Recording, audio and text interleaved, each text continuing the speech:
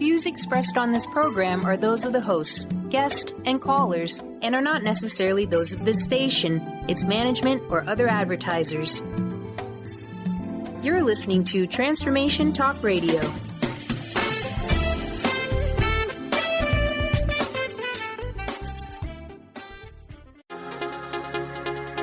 Synergenetic Living Radio is a conscious reality creation journey. Tune in each month as Rick and Grace Paris teach you the innovative approach and new philosophy that will shift your entire paradigm of what it is to be a human being. Synergenetic Living is a living, breathing, conscious experience. As a shaman for 20 years, Rick Paris has been guiding people to fuller existences since his first workshop in 1995. He is well-versed in a wide variety of healing arts, including being an Enneagram expert. Grace Paris serves Synergenetic Living clients powerfully and beautifully by embodying the fundamental role of a feedback provider, graciously guiding people to their own realizations and higher purposes. On this show, Rick and Grace will share with listeners the key to unlocking the infinite potential of human consciousness in order to create a life of preference. Learn to author your own destiny with Synergenetic Living Radio.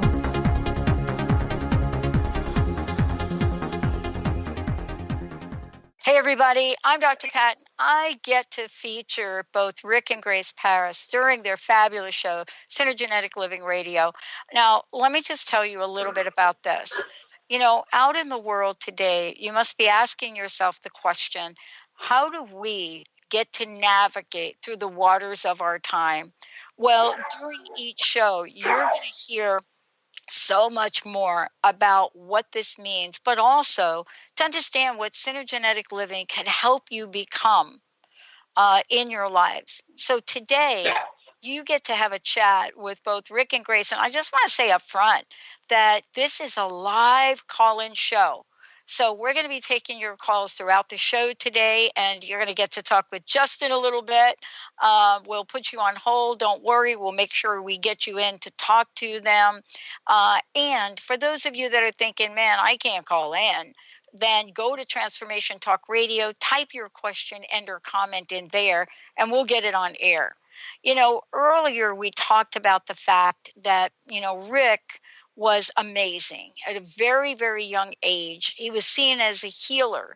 You know, it began very early on in his life. And he went on to be somebody that was not, was not afraid to take those risks in life, to be innovative, to be creative, to do so many different things, you know, beyond his military service. You know, he was somebody that could especially enjoy the many, many adventurous aspects of life.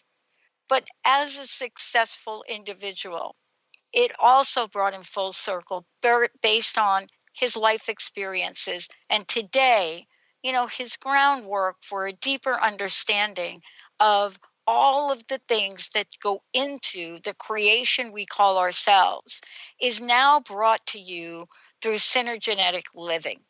And today's show, through live and callers, you're going to see what that means.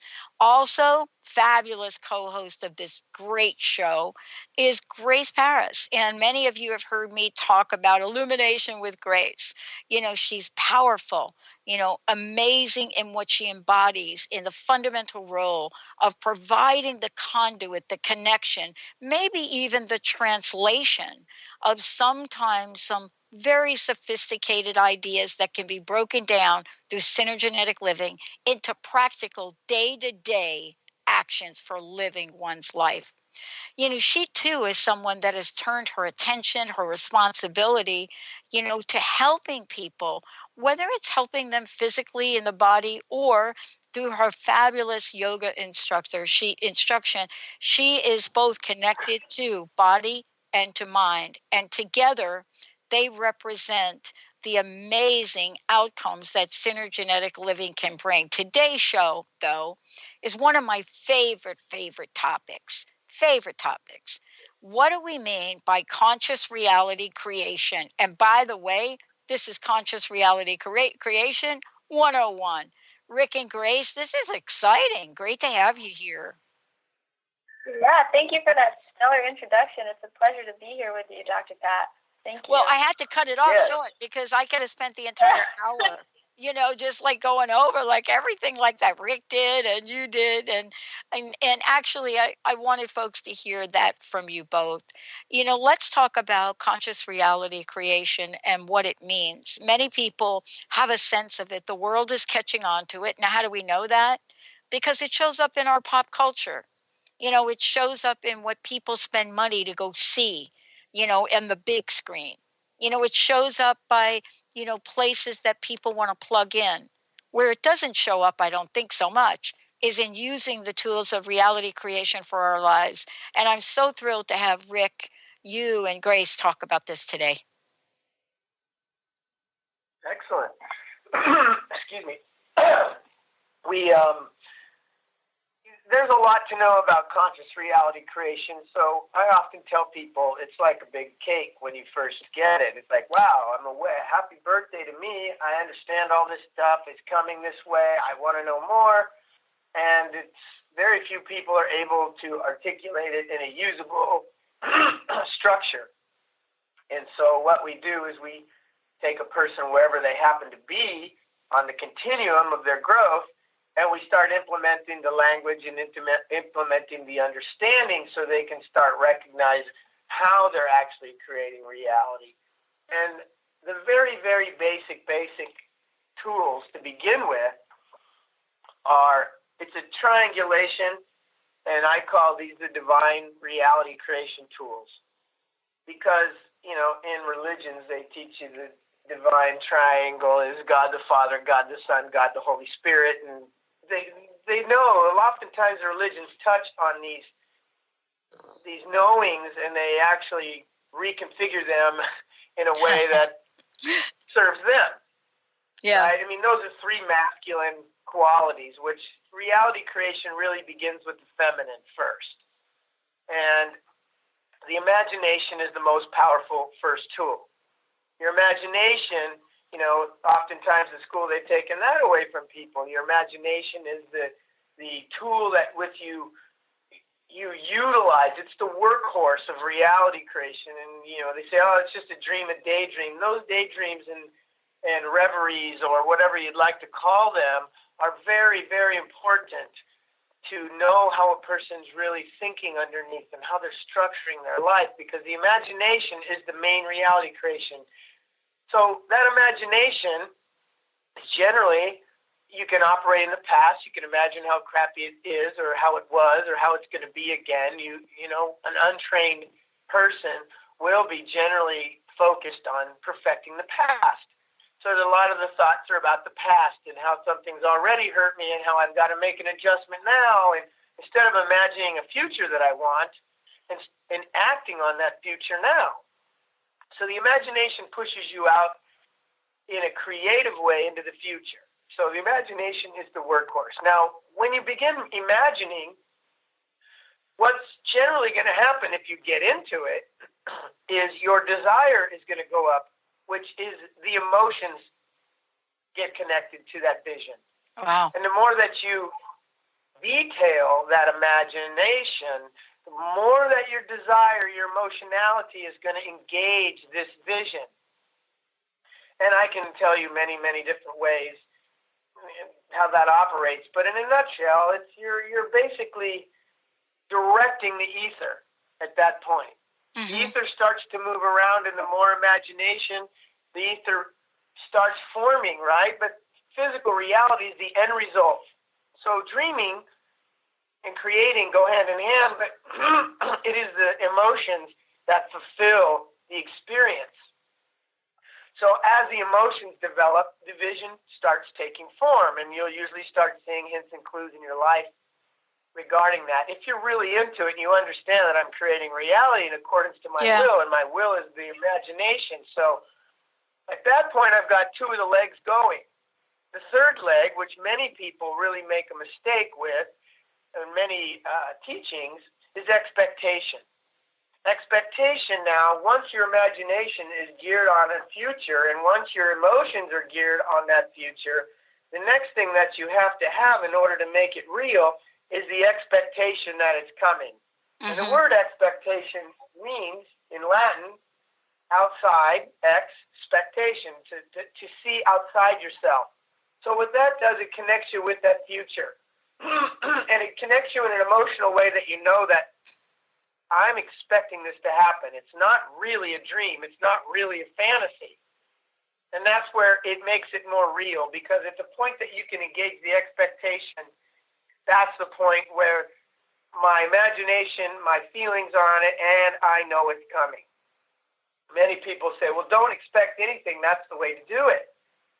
When in really reality, when a person doesn't want to use expectation, what they're really thinking is it's not going to happen, and I don't want to get my expectations up. So really their expectation is not to have it. And it's subtle, but they generally don't really realize that the reason I'm avoiding expectation is once your imagination is engaged on this and once your emotionality is revved up, the expectation is the place that if I expect it and it doesn't happen, I'm going to be connected to loneliness, because what happens is when I put a line in the sand and I say this is where this is going to happen, my expectation is next next Wednesday I'm going to have this thing that I'm imagining and feeling. The feeling that comes up with a dashed expectation is loneliness. And what most people are doing is thinking they're circumventing that emotion. And it's not true, because a human being, if you really think about it and really look at it, you don't survive or you don't live without expectation.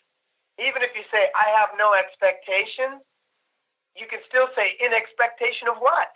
Yeah. Why am I not expecting? Because I have an expectation.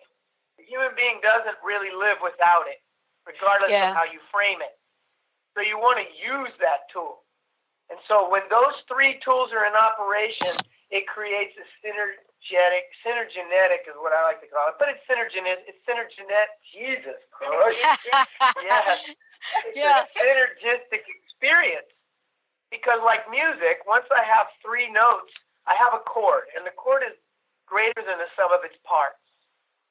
So now what's happening when you're spinning all three of these plates, as intensely as you can, you are now doing conscious reality creation. And you're using the appropriate tools to do so. And what our work does is generally take this, and as we're working on that, because our work begins with a dream, we want the person, when we start working with them, to go for whatever dream it is that they've been holding back on. Because a dream is really, if you think about a dream, that's the outside of what you can imagine for yourself. Mm-hmm. The outside boundaries of where my imagination goes are the dreams I hold for myself. So when you go for a dream, you're going to bang the wall of where your limitations are immediately. So we begin our work there. Yeah. We begin our work with the tools of reality creation, and we begin with a dream, and then we start going for the dream now. What steps do we need to take? And it doesn't matter how big or how small, because once the imagination is engaged, the desire is engaged, and the expectations are engaged, now you have the ability to see the result in physical reality. Most of the time, because this is new to people, they will begin imagining it and desiring it, and they'll realize that they stop their imagination, or they don't really engage much of their desire, or their feelings are so inhibited right now that they don't have enough juice behind the experience. So that will show up, and that will be the first steps to getting what you want. The steps to getting there are the qualities of being there.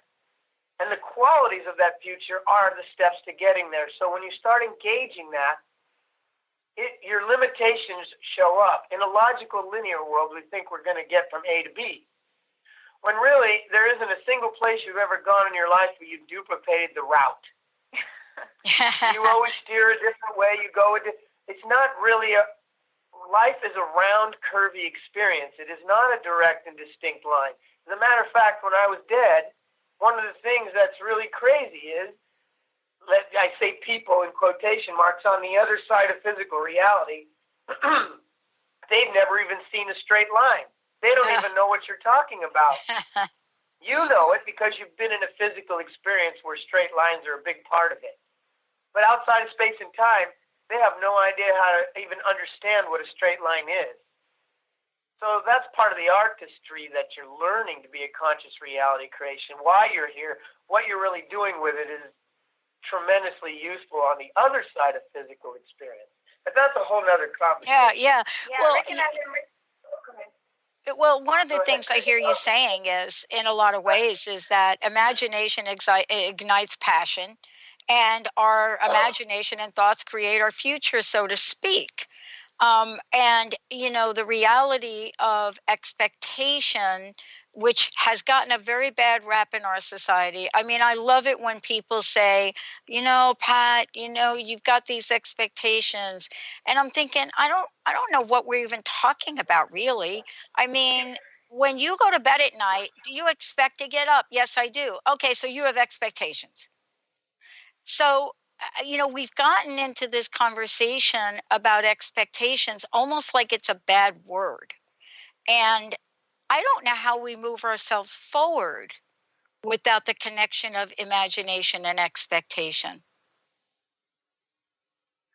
Well, you have to understand, once you understand that expectation is a vital and critical tool to conscious reality creation, and say you might need 5 or 10 minutes of processing to understand, wow, you know what, I can change the way I'm thinking and feeling about that. Let me start trying, because what you'll immediately do is, when you begin to expect and really do it consciously, you're going to immediately hear your limitations, your programs. You're going to see, wow, I have a lot of trouble expecting something positive for myself based on what I've imagined.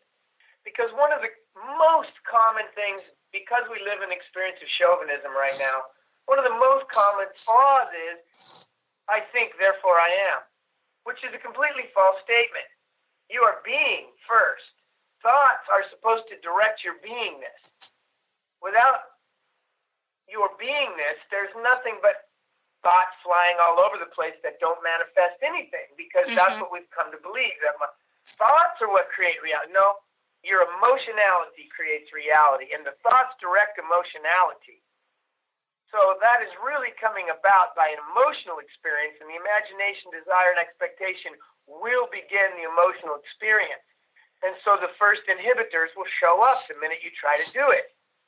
And that's what we try to process out. We teach people how to process that, how to recognize that, how to change if they have a belief that's like, oh my God, this is just how I believe.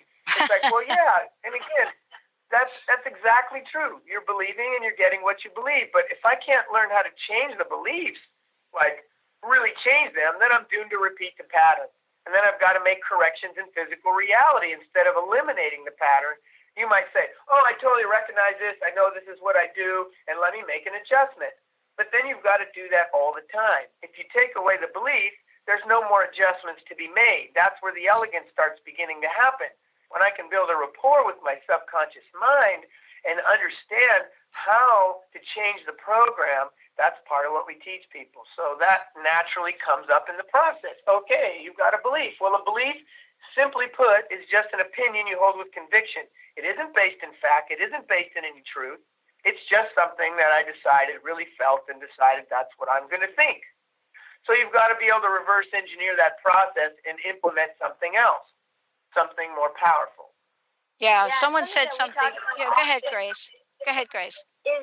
Is living a fulfilling life. It seems like so many people are trying to live a fulfilling life, and it kind of eludes them.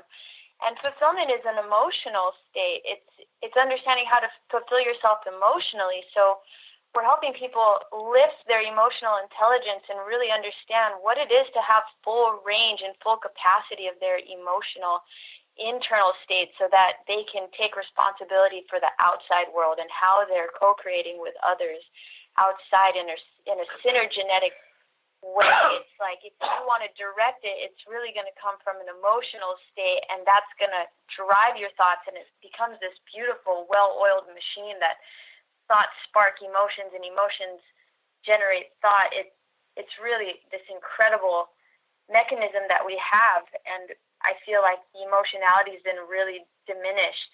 And so the tools to reality creation is feminine, and it's from this imaginative state that we can really direct. It's not thinking, like people oftentimes people we work with, they can create the worst situations day after day for themselves.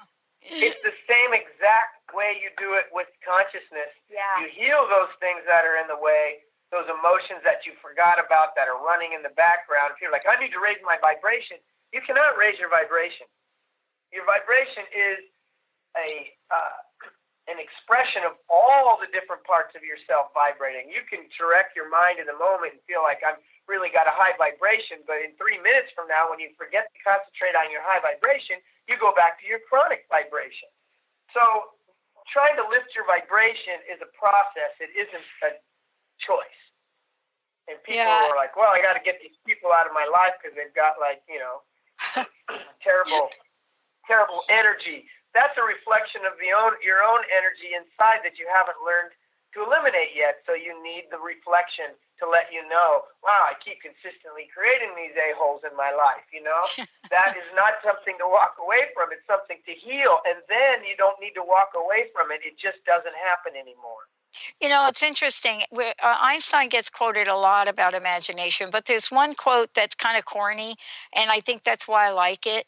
It's this one where he says, imagination is everything. It's the preview for life's coming attractions. And what that means is, not just imagining amazing lives and abundant life. He made no mention of that. He said, basically, if I'm going to imagine the gloom and doom for tomorrow, it is a preview. And I found that really interesting because growing up, imagination was everything for me. As a kid, I had to create imaginary scenarios in my life to make life feel uplifting for me.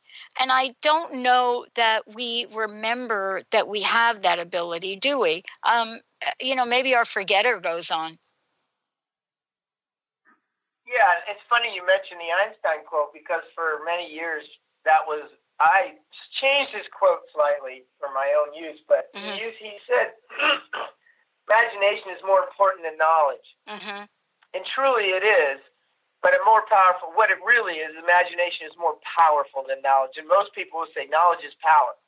It isn't as much power as imagination holds, because imagination has the ability to supersede beyond a logical experience.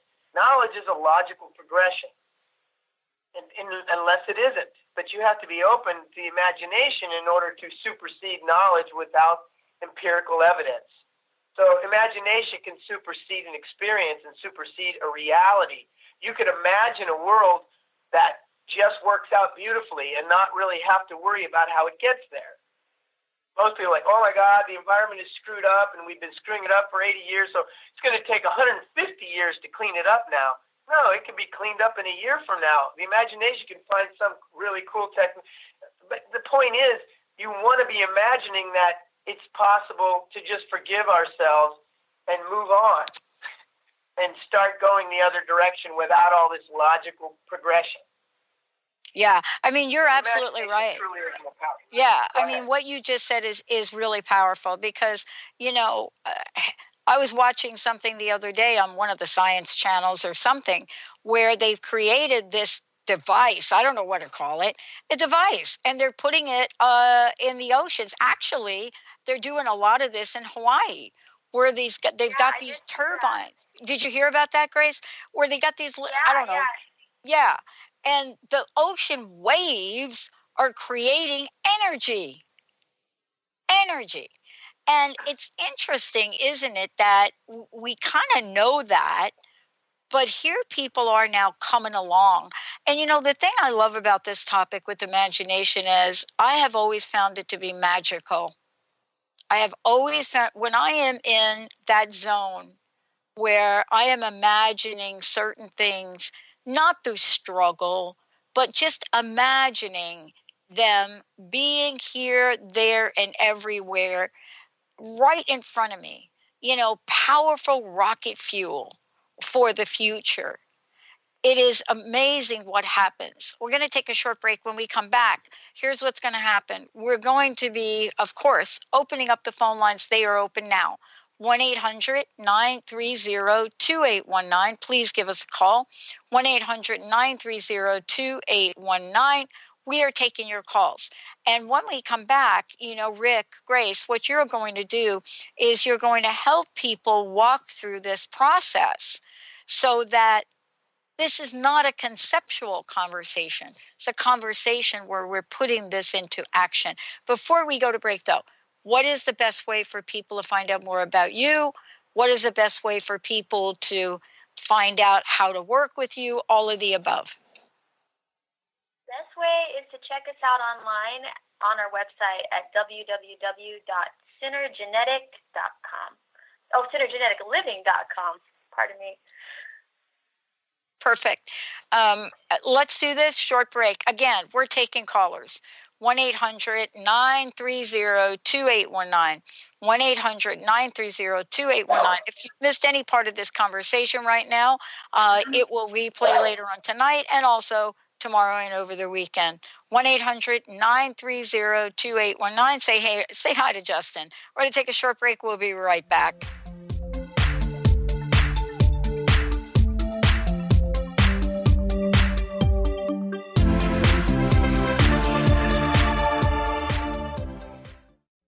Is traditional medicine not working for you? Do you still feel as if your health isn't 100%? Here at the Holistic Medical Center, Dr. Nushin Darvish and the qualified staff look through the dimensions of wellness and start a healing plan prioritized to your needs. Our physicians assess the whole you until complete health is achieved. Get the help you need by visiting drdarvish.com or call 425-451-0404. Tune in each month to Synergenetic Living Radio, where Rick and Grace Paris discuss the synergenetic way of life, what it means to truly change your perspective in life, what it means to take control of your life and manifest your true desires. For more information on Rick and Grace Paris and Synergenetic Living, check out synergeneticliving.com. Get clear on the life you desire and the current life you are creating and what is between the two. Synergenetic Living, living life loud. Wow. Hey, everyone. Welcome. Welcome to the Dr. Pat Show. This is Talk Radio to Thrive By. I'm telling you, I got to pinch myself some days because when each of us gets called to do something that we so not thought was in our wheelhouse to do for a purpose that's so much greater than us, we get to show up and shine. If you would like to show up and shine on the Dr. Pat Show as a co-host or sponsor, send us an email to inspire@thedrpatshow.com. Have you ever said to yourself, I need to let this go? While the phrase sounds effective, what does it actually mean? How do you let something go? Hi, I'm Eve from Elite Tarot, host of the weekly show Mainstream Metaphysics Radio. As an intuitive coach and professional tarot card reader, I work with clients worldwide on using energy effectively to embrace joy. Here's an idea when letting something go. Find a time you won't be disturbed, and just between you and the universe, handwrite a letter sharing all your feelings of anger, hurt, and sadness. At the end, write, however, I choose to live my life with love, joy, and strength, and so for all that, I release you. After you sign your name, immediately shred the letter noting how your body physically feels as you release something that you've been carrying for oh so long. If you'd like to schedule a session, please visit my site at elitetarot.com. That's ELITETAROT.com. Are you searching? Looking for a sign? A message you need to hear? From the great unknown, from the most mysterious place that is the most familiar to your soul in the depths of who you are. The universe put someone here to talk to, someone God gave a blessing to, that you may find insight with. TheAngelLady.net. 1-800-323-1790. 1-800-323-1790.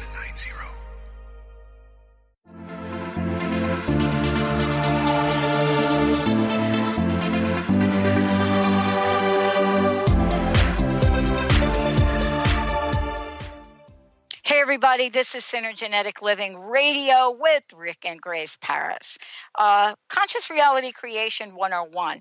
I want to say that if you want to find out more about Rick and you want to find out more about Grace, please go to their website, synergeneticliving.com.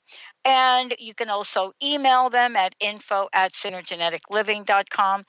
The other thing is, we are taking callers today. We're going to go right to the phones, 1-800-930-2819. 1-800-930-2819. Mr. Justin, who do we have?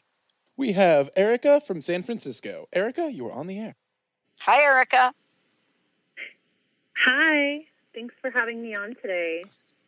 All right. Rick, great. Yeah, hi. Hey, Erica. Thanks for being here.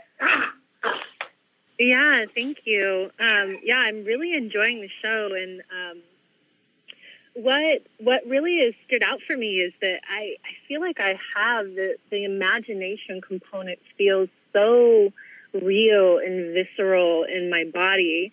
And for me, it's when I'm taking that and trying to find the action piece that it feels like everything gets really foggy.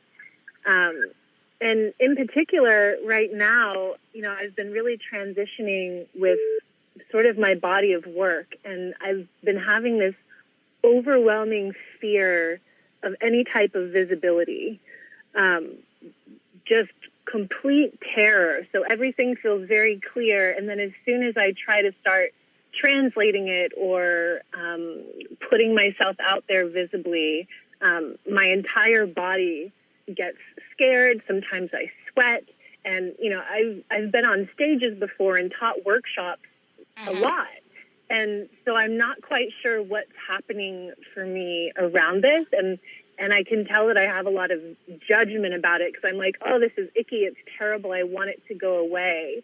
And as this vision for my future and this active imagination I have around it feels like it's starting to come into clarity finally. It's so frustrating to not know how to move past this piece or move through this piece. Does that make sense? Yeah, it makes total. perfect sense. Well, you're doing what the beginning of the show we said. You're like, I'm imagining, and, as soon as I go to implement, you're going to hit your first set of limitations. And oftentimes, most people, most philosophies are really attempting to get rid of fear. Fear is not good. We don't like it. We need to get rid of it no matter what it takes. Where in this philosophy, fear is the first thing you look for, because when you first began your emotional journey and physical experience, it was all love. You were receiving, you didn't know anything that was going on consciously, but yet you received all that you needed, all that you wanted. And love is the first quality. The very next thing that stems out of the tree of love, the first branch, if you will, is fear. And fear is an indicator and a map back to love. Because once a person overcomes a particular fear, and overcomes isn't necessarily even the right word, but we use that. But the fear is always connected to love. So whenever I have a fear, what's really happening is I've got a negative belief around this subject, and I'm afraid. And so if a person looks at fear as being your great teacher, the fastest way through any growth spurt or any process is to find the fear and go through it, because on the other side of this blockage are the gifts and talents that I've been denying myself. Because behind fear is love. We don't go anywhere without fear. If you're really in love, you should be in fear. If you're not in fear, it's because you've come to a status with love. I am at a neutral status. I'm happy, but I'm not afraid. If you're not afraid, you're not stretching, because love and fear are always hand in hand. It's a paradox. One always happens with the other. Therefore, if I'm afraid, I want to say, okay, good to know. If I negative judge fear, which is a common reaction, negative judgments are a strategy that the adolescent in us uses. The negative judgments separate you from experience. As soon as I negative judge what it is I'm needing to change, I separate from the ability to change it. I actually immediately lose responsibility, the ability to respond, not duty and obligation, but the ability to respond. And so the minute that I lose my ability to respond, it's impossible to change. And if I keep negative judging the object, then I can never work through it. So you already said that, like, it's terrible, it's negative. What's happening is you're uncomfortable emotionally, and I'm using the adolescence tactic to separate from an emotion that I'm not comfortable with. And so that wheel will forever go around because there really isn't any avoiding the emotion. It's just a temporary blockage. It's a temporary avoidance with negative judgment. Negative judgments really only do things in conscious reality creation.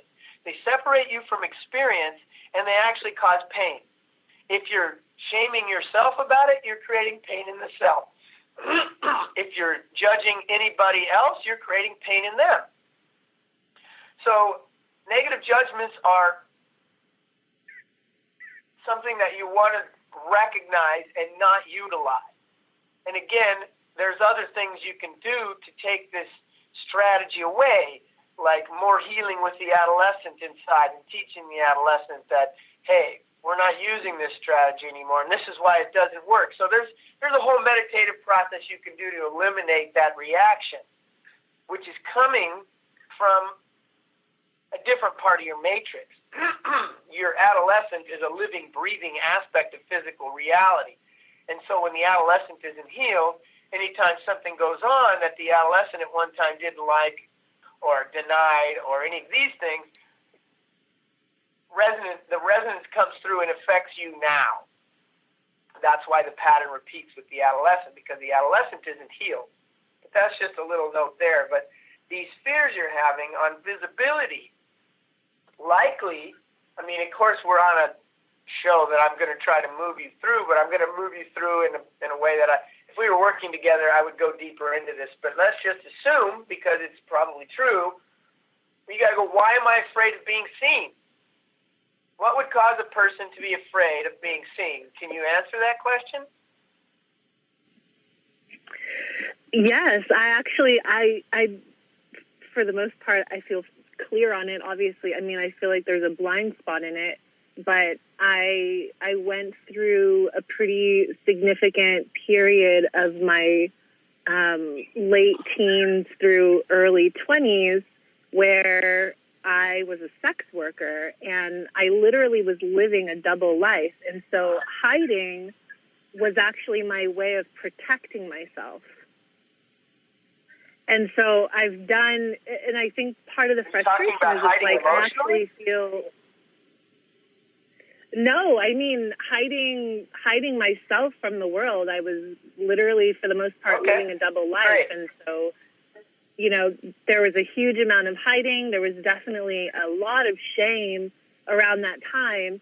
And even though in a lot of ways I feel as though I've moved through the majority of that, to me, I'm just like, well, what is still lingering where I'm trying to protect myself? Because actually there was so much beauty in that time of my life and so much wisdom that wants to come through me. And I almost felt like the hiding component was actually physically keeping me safe and keeping, you know, my family, quote unquote, safe from who I was. And so now it feels like actually coming into who I am, this part of my life where I worked really, really hard to be small and to be invisible in the world, that is no longer working for me. And I realize that. But for some reason, moving through it, I just get completely trapped by it. Okay. So one of the biggest aspects, and, you know, healing shame is a big and very powerful experience and a very big, let's say, level of responsibility in a person to be able, because most people don't even want to talk about shame, right? Because what is shame? It's the thing I hide. The thing we're ashamed of is the things we hide. That's why so much is like in the news and the reality where what are people ashamed of? They're, you know, often politicians, religious leaders are all having these sexual things in the background that they're hiding from everyone because they're wanting their adolescent is really seeing them with a very specific image, and they have other wants, needs, and desires that they're ashamed of, and they don't incorporate, or they don't feel like they can incorporate that part of myself. So anytime you want to say you're hiding, it's shame. And so shame comes in many different ways in a person's life. So shame is not like this one thing that I want to heal, because you begin shame as a small child. You know, when your parents are denying you all that you want, then of course you have to be denied, because you're a narcissist when you're a little kid. You want more sleep, more love, more candy, more cookies, more this, more less this. You're demanding everything, and your parents are doing whatever job they are, trying to help you get what you want, right? But you're still, no matter what, going to always feel shame that you're not good enough. And that's also layered on another set, but I don't want to get into that too deep, because I just want to touch on shame. So shame is this childhood experience that a child starts realizing, in order to get love, I have to accommodate this person who feeds me, takes care of me. So I start stuffing the parts of myself that don't work for them. Like for me, it started with talking. My parents, I talked at 18 months. I was potty trained and had full language at 18 months. But everyone was always yelling at me, would you just shut up? He doesn't stop talking. So it took me a long time to recognize that that was part of my shame, you know, and always feeling like I had so much to say, and always feeling like I should shut up, and always shutting myself halfway down when I felt like I was just getting into it, and these sort of things. So we end realizing that this is part of our shame. When you go through puberty, your entire emotional construct gets elevated exponentially. So the things that I was ashamed of as a child that maybe were just fine hiding them and I don't care anyway, all of a sudden get amplified. So the way that I was holding them back doesn't really work anymore. So I've got to re-up. I've got to really hold it back now. And then, of course, you're getting through the sexuality. So sexuality, if people were very religious, it doesn't even matter if you weren't religious at all. Sexuality has been controlled by Eastern and Western philosophy for centuries now. Western philosophy saying, hey, it's only to procreate, it's not to have fun, it's not to enjoy yourself. Eastern philosophy is like, hey, go ahead and do it, but don't have an orgasm, don't give him your power, try to stay in this elevated state, but don't go over the top. Because truly sex is a gift. That was the gift from God, Goddess, all that is, to be able to go home. Basically, in an orgasm, your resonant vibration is, you are resonating at the absolute highest level frequency that you can in your physical body, and you leave your physical body at the time of an orgasm. You forget who you are, what you are, you forget. So that was the gift, and religions have controlled that, because if you could really be having sex freely, you wouldn't need any religion. You'd know exactly what to do. But if you create shame around that, it inhibits the person's growth and inhibits their expression. So you talked about being a sex worker, and, you know, you had to hide that, you had to do that, and now you're trying to show up, and you've got a whole mindset that hiding doesn't work. Well, you're right, but it really protected you at one time. Whether it was a child or an adolescent, that hiding was a winning formula. It was a high-functioning strategy.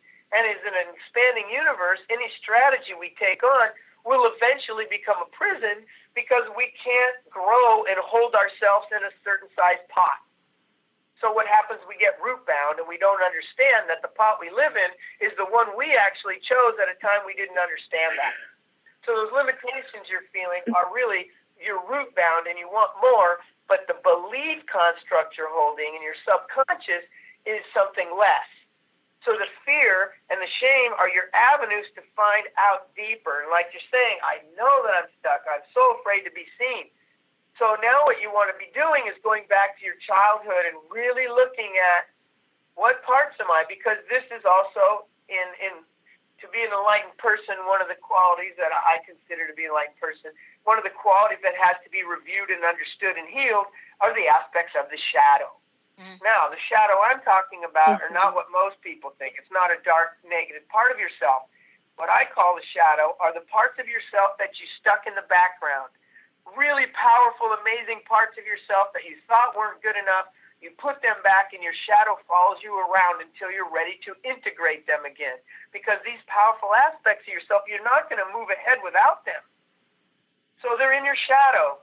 And so doing shadow work is one of the things that needed to be worked on in order to uncover these aspects that I'd previously stuffed, that I need to be a fulfilled person. I need to have full expression in this imaginative future, because if you go for this specific future that I want to be like a powerful speaker, healer, and I've got these other in the way, which is what you're experiencing, they start getting louder. But it's really your subconscious has perfect integrity, so what it's doing is every time you get to the moment, it gives you an emotional experience, the real one being my program, so you have a chance to heal it. So it comes up. And so the limitation you're experiencing is on a number of levels. There's another part of you that really knows, no, dude, hiding's the best thing ever. Yeah. You survived. Great. So that part of you does not want you to change. So your subconscious, which got programmed by that person, can't change because the intensity that earlier person came up with that strategy was that of a painful experience. And that pain was so intense that pain programmed the subconscious. So if you're not able to feel that level of intensity with a very defined choice, your subconscious cannot override the program, and it won't. Now, if that intense adolescent is in the background screaming, no, don't be seen, you're never going to get there, and that's what creates the emotional problems in the body, because the body is reacting to the program now. So it's around healing shame. It's around giving the adolescent another strategy, and it's understanding that the fear is going to lead you right to what you need to know without negative judging any of it. So it's a bit of a process, and of course we're on a show right now. Yeah. Normally I would be giving you the way to change all this stuff as well, which I don't have time to get into here. But are you seeing something more? Well, tell me, give me some feedback there. Yeah. Yes, thank you. That definitely brings up a lot. And the one part for me is it feels like a lot of the shame on a personal level doesn't feel like it's there anymore, or if it's one-on-one with someone. So if I'm in that moment of attempting to do something visible and move past it, and that physical experience and emotion comes up, do you have a tip in that moment for how to be with that and start to move through it? Remember, the way that you know that you're not in shame anymore is when you don't hide anymore. Now, shame, like I said at the beginning, and I said it very specifically, shame takes a tremendous amount of will, because all my lesser parts of myself have come up with all these attitudes of not being good enough in a way to protect myself. Like, let's say I feel really good enough, and all of a sudden something's going down with my family, and I just realize, wow, I'm not good enough. It's beautiful to think that at that age, because the next thing you go to is, wow, all I have to do is learn to be good enough, and then everything will be great. But the problem is you programmed yourself in saying, I'm not good enough, so you have to play out not good enough from now on until that's changed. So the fact that, and I am not diminishing whatever work you've done, but really, truthfully, shame needs to be handled on multiple levels, because it begins pre-verbally. It continues at different parts of your life. When you're a little bit older, 8 or 9, when your parents were yelling at you at 2 or 3, it doesn't have the same significance because you're not smart enough to understand, but you feel the pain of it. When you get a little older, 8 or 9, now you really understand when they say you're not good enough. So there's another level of shame that comes in, it's a wave, and it gets bigger right then, or maybe it stays the same. When I hit puberty, boom, I get another wave of shame, a whole different experience. And as an adult, most adults run around shaming themselves with what they've learned, which is adult shame. So all 4 of these levels need to be addressed in order to heal the thing called shame. So if you haven't understood that and you're hiding and you're feeling nervous about being seen, I'm just saying there's more to go. Yeah. There's just more to heal. Mm. And And that's first Thank step you. to change is recognition. Yeah, the first step to change is recognition. Second step to change is acknowledging, understanding. Because when I really honestly understand the depth of this pattern, what it's done, you will know what to forgive in yourself because you're the one that created them all. Or if you didn't create, which you probably didn't likely consciously create, you allowed it. You allowed the people to influence you. You believed what they said. That was still you doing it. And until we understand it's not somebody else in conscious reality creation, we must be responsible for 100% of our experience in order to be able to have more chance and more authority in healing. Because if I can't take 100% authority, I can't heal it 100%. And so I know that sucks to say. I mean, I've been here many times, and at the same time, don't be discouraged. You already are aware of shame. You're already beginning to heal it. Your life will reflect when it's healed. You will not hide, or if you catch yourself hiding, you will understand, oh, this is part of that shame. I recognize it. I get it, and I can feel how sad it is. I'm going to forgive myself for that, because forgiveness is the third step to change. But I can't, if often people go, I do understand and I do get it, but they're not in an emotional place of really being sad about it. Like, I got to find those deep emotions that are hidden behind the understanding. When I get to that deep, painful place that I have been doing this to myself for so long, those are where the forgiveness comes. That's where the release happens. Common psychology, psychiatry only really teaches people to recognize and understand. They don't understand the way a person really releases is through forgiveness. And forgiveness has to come first from you. You're the original person who allowed it. And that's actually the high side of shame. I mean, a healthy dose of shame is supposed to teach kids the feelings of remorse and genuine sorrow. And that's how you become compassionate. Yeah, to learn compassion, shame. To know when you've really hurt someone so that you can take responsibility and genuinely say, oh, I'm sorry. I didn't know what I was doing. And to also know that, to learn through that you're imperfect. It's okay to be imperfect. And I think that's where it's easy to get locked up in the adolescence wanting to go for perfectionism. Yeah, that's the adolescent's response to the shame. Oh, I just have to do better. If I just make it all better, if I just heal every single thing in my body that's out, then I'll be enlightened by default. Right. So along with that imperfection, to know that you're forgivable, and then when you can really own, like, wow, all this time I put myself out, and then I'm the one smacking myself back down. I'm the one doing that at this point.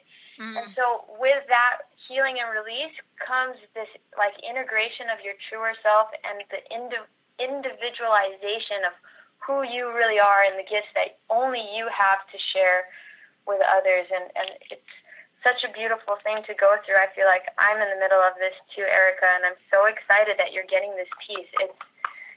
It's coming into your full self, and I'm so excited. Thank you for your vulnerability today. I want to say one last thing. Thank you. Children basically, they're in so much pain because nobody's really fulfilling them. And because that pain is intense, it doesn't go very deep. But it's intense, and it causes them to react. So when they make a program like, oh, I'm not good enough, boom, they're like, oh, okay, I feel better knowing I'm not good enough. That's the reason that my mom doesn't like me or is doing what they do, because I'm not good enough. And it releases them from the pain. It's a very smart thing. It's also what teaches. If a person never got any shame, they'd never have a sense of remorse. Yeah. The way you teach a child is to shame them. But if you shame them too much, they begin to see themselves as the shame itself.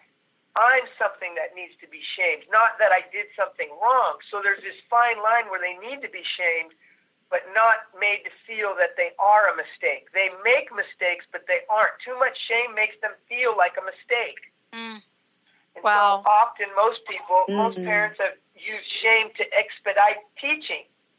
So shame is a common expedition of being raised by the current consensus. Hey, you want to make them feel, just make them feel bad and they'll do it. But it's really just to expedite teaching, not taking the patience necessary.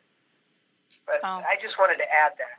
Well, I can't believe this hour has gone by so quickly. I want to thank you for calling in. Thank you for today, because, by calling in, this message is reaching so many people that needed to hear it. Thank you so much. Rick, Grace, thank you for a great show. And before we wrap up here, how can people work with you? I mean, this is a live call-in show. It's not the whole process. What's the best way for people to contact you to learn how to work with you directly? Right. The best way is to check us out on our website, synergeneticliving.com. And through that, you can find a way to work with us, just an illumination session with Grace.